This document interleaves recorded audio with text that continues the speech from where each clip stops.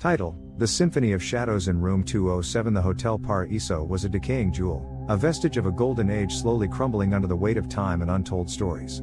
Mark, a traveler battle-hardened and skeptical to the core, remained unmoved by the receptionist's warnings about room 207. Touristic nonsense, he thought, accepting the key with an ironic smile.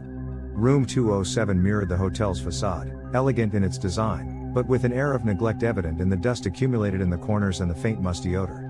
A pair of antique paintings hung on the walls, one depicting a somber landscape and the other, a portrait of a woman with a melancholic expression. Mark ignored them, unpacked his luggage, and prepared to rest.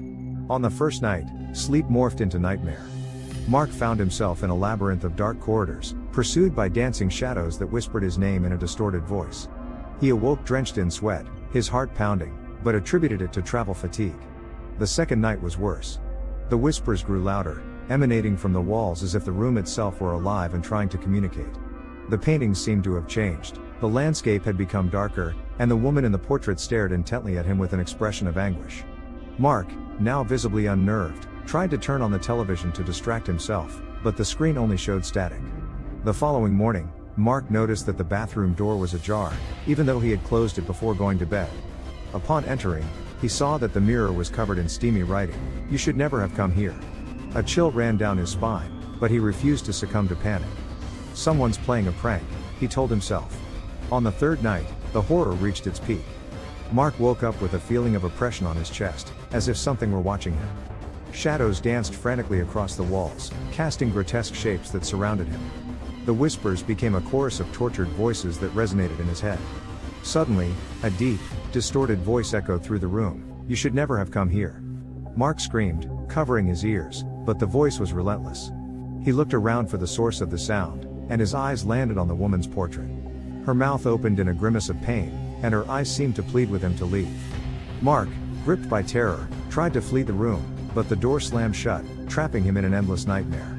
The walls began to tremble, the paintings fell to the floor, and the room filled with a cold, dense fog.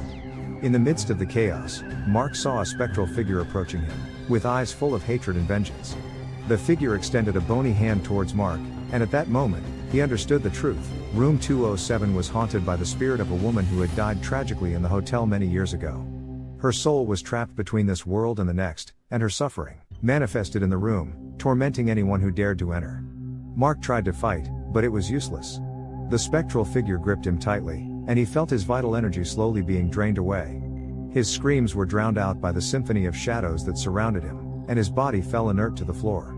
The following morning, the hotel staff found room 207 empty. The bed was unmade, the paintings broken on the floor, and an atmosphere of terror lingered in the air. No one ever slept in that room again, and the Hotel Paraíso became an even more decadent and forgotten place. The legend of room 207 endures to this day, a reminder that some places are marked by tragedy and suffering, and that there are dark forces that are best left undisturbed. And if you ever find yourself in the Hotel Paraíso, be sure to avoid room 207, unless you are willing to face your worst nightmares. Because in that room, dreams turn into nightmares, and specters will whisper in your ear, "You should never have come here."